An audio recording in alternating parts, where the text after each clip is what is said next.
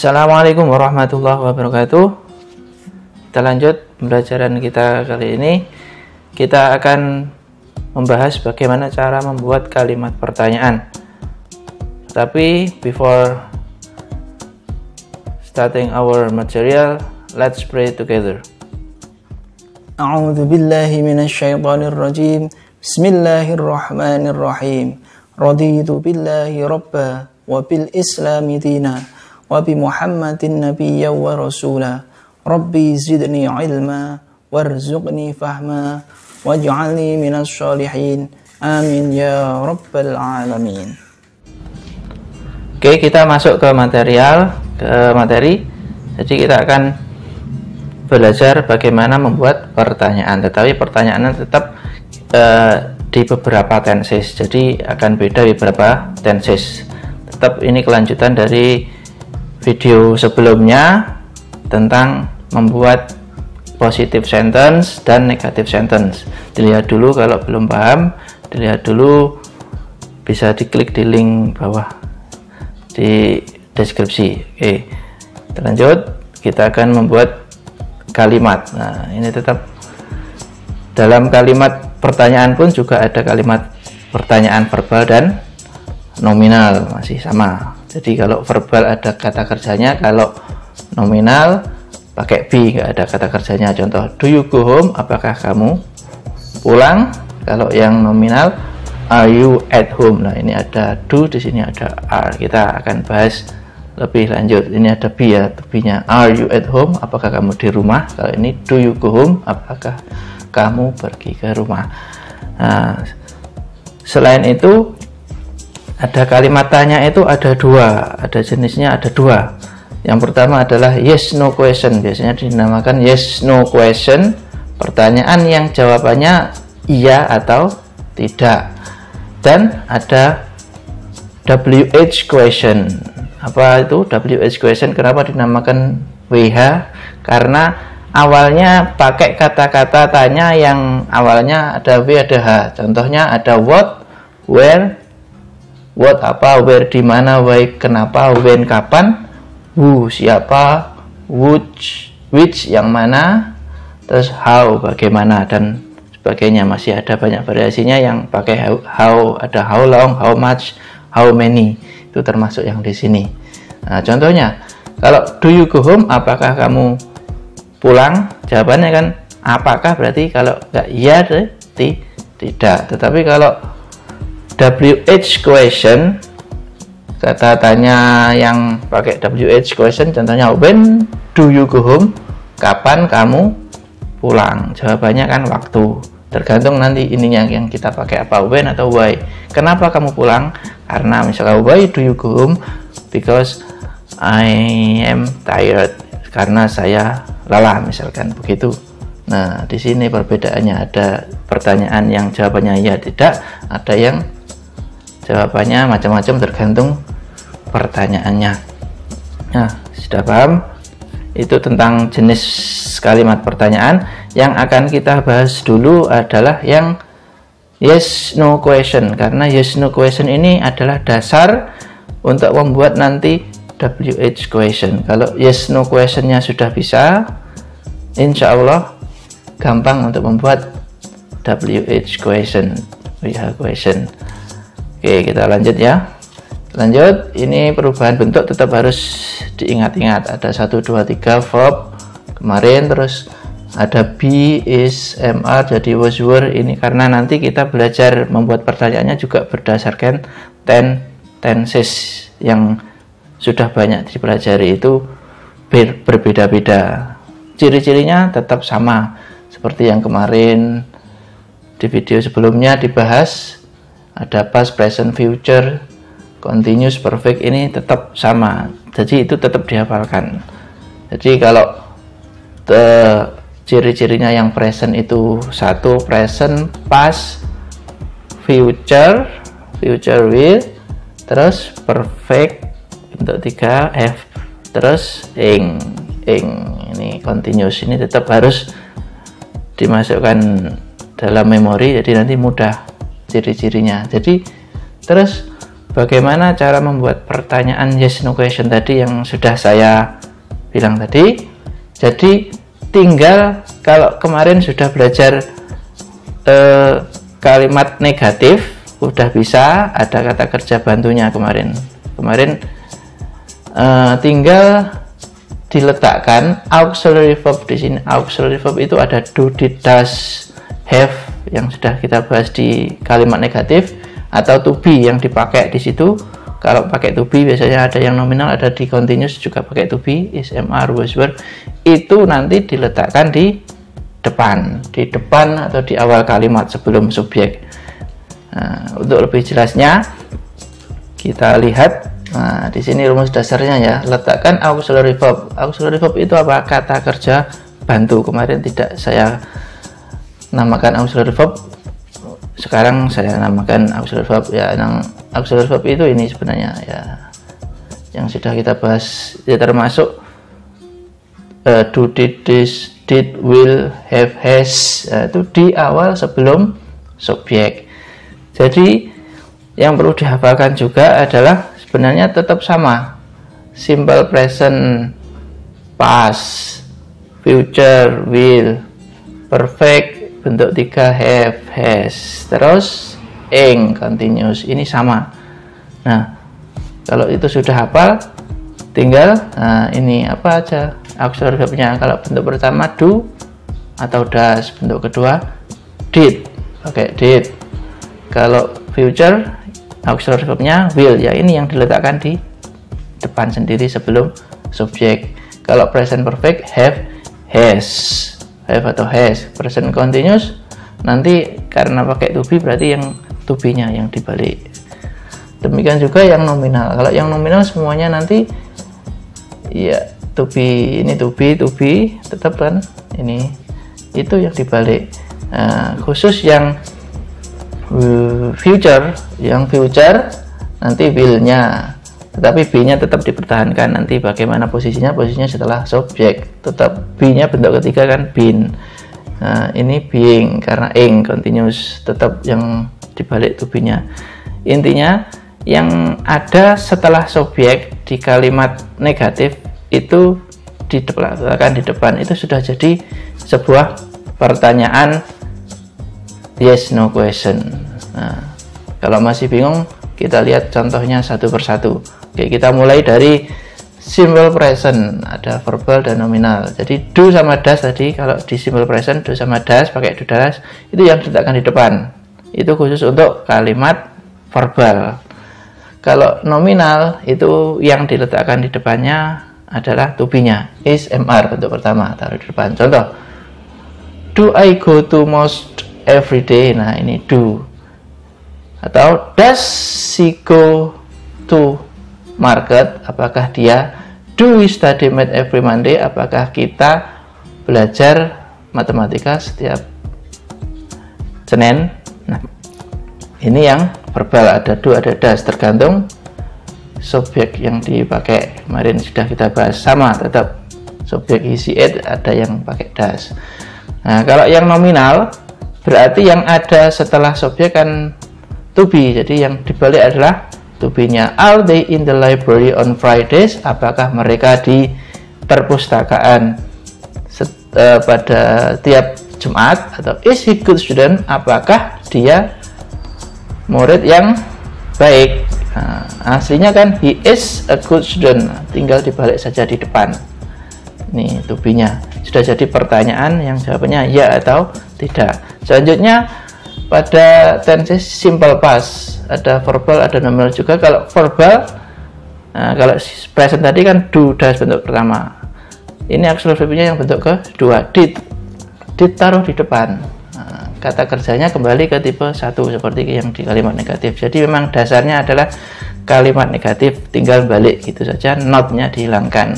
Jadi kalau sudah paham yang kemarin kalimat negatif, gampang sekali.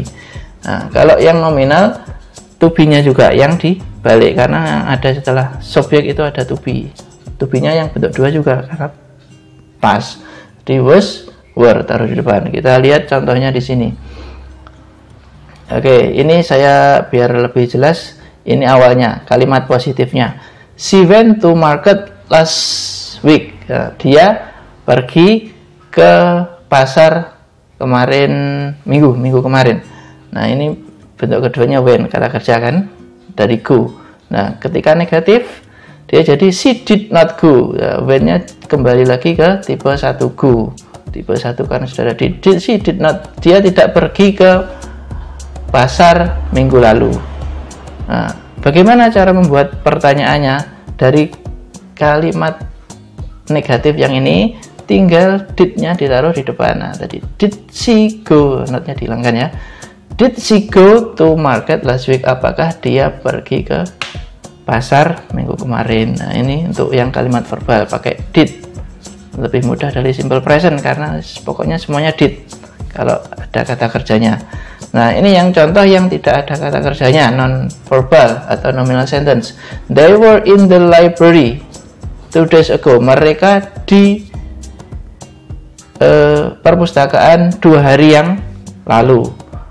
They were, nah ini kalimat positifnya. Kalimat negatifnya kan tinggal nambahin not kemarin. They were not in the library. Nah, pertanyaannya ya were-nya itu to be-nya ditaruh di depan sendiri. Were they in the library 2 days ago? Apakah mereka di, nah, tinggal dibalik saja. Itu. Pokoknya kalau sudah bisa negatif gampang, tinggal balik, itu aja yang ada di setelah subjek. Intinya seperti itu saja. Kita lebih jelasnya tapi kita ulas satu-satu. Simple future. Jadi future kan pakai will. Jadi will-nya ditaruh di depan. Nah, bedanya kalau yang nominal nanti tetap dipertahankan to be. Be-nya ada. Be-nya itu setelah subjek. Kita lihat contohnya biar lebih jelas. Awalnya she will go, dia akan pergi, kalimat positif. She will not go, dia tidak akan pergi. Nah, yang ada setelah subjek ada will kan? Will-nya saja ditaruh di depan. Will she go? Sudah jadi pertanyaan apakah dia akan pergi. Yang non verbal, nah ini perbedaannya. They will be in the library, mereka akan di perpustakaan. Ini positif, kalimat positifnya. Kalimat negatifnya they will not be. Nah, tetap ada be-nya kan. Dia tidak akan, mereka tidak akan di perpus. Nah, membuat pertanyaannya will-nya taruh di depan. Will they be? Nah, be-nya ditaruh tetap ada karena kalimatnya tidak ada kata kerjanya, sebagai ganti kata kerja be-nya. Will they be in the library? Jadi akankah mereka di perpustakaan. Nah, ini will they be, ini be-nya tetap setelah subjek ada be-nya ya. Jadi itu enggak cuma dibalik will-nya saja di depan. Bedanya seperti itu. Lanjut untuk tenses yang present perfect yang setelah dilakukan. Nah, ciri-cirinya ada have, verb 3. Jadi have has-nya taruh di depan juga. Kan karena have has-nya itu setelah subjek ini ya, taruh di depan seperti ini. We have studied, kita telah belajar. We have not studied, kita belum pernah atau tidak pernah, belum pernah belajar. Nah, pertanyaannya ya have-nya saja. Bentuk 3-nya tetap dipertahankan ya.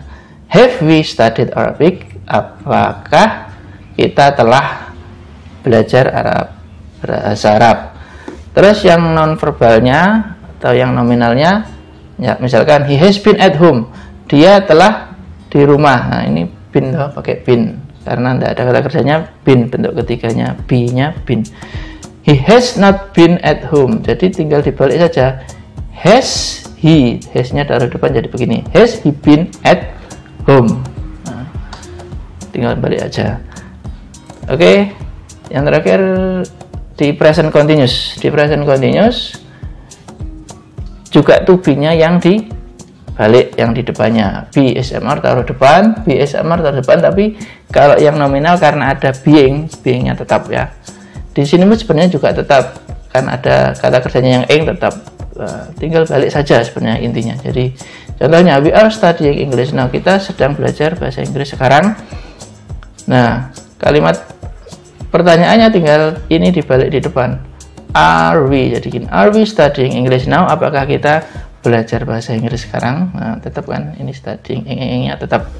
Terus ini yang nominal sentence. He is being at home now. Dia sedang di rumah. Pertanyaannya, apakah dia sedang di rumah? Berarti tinggal is he being at home. Tetap tinggal balik saja. Gampang sekali kalau sudah menguasai sebelumnya. Nah, itu tadi yang perlu dihafalkan adalah ini kata kerja bantunya, auxiliary verb-nya itu apa saja yang dibalik. Tetapi gampang. Walaupun tidak hafal ini, mungkin tebak saja yang ada di setelah subjek. Itu ya setelah subjek.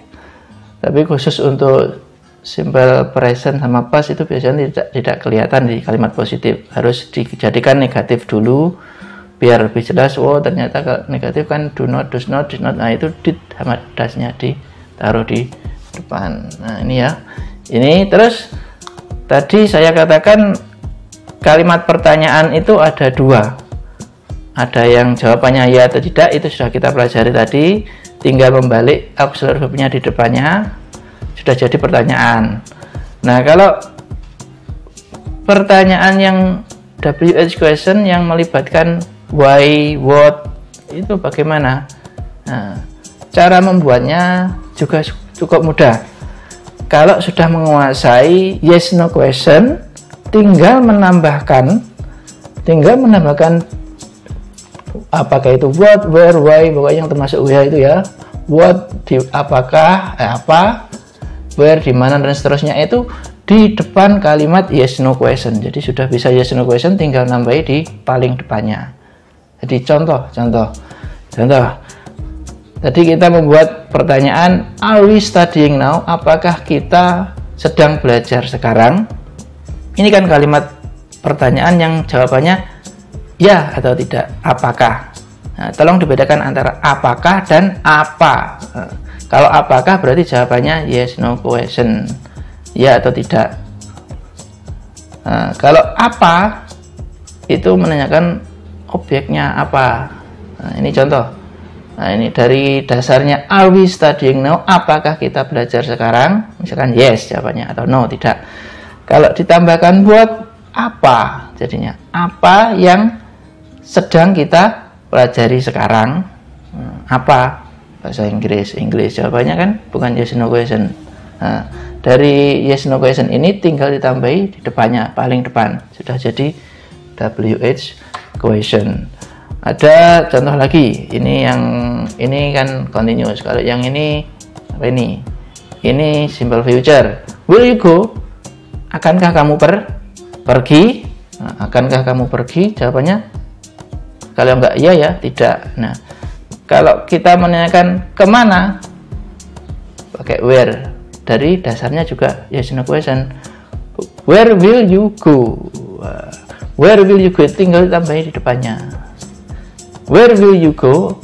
Kemana kamu akan pergi? Bukan where you will go. Kalau you will go kata kalimat positif. Jadi dasarnya kalimat pertanyaan yang yes no tinggal ditambahi di depannya where, dan berlaku untuk semuanya nanti ya. Tinggal ditambahi di depannya saja. Kalau sudah menguasai yes no question-nya sudah gampang. Ya, sementara itu yang kita pelajari.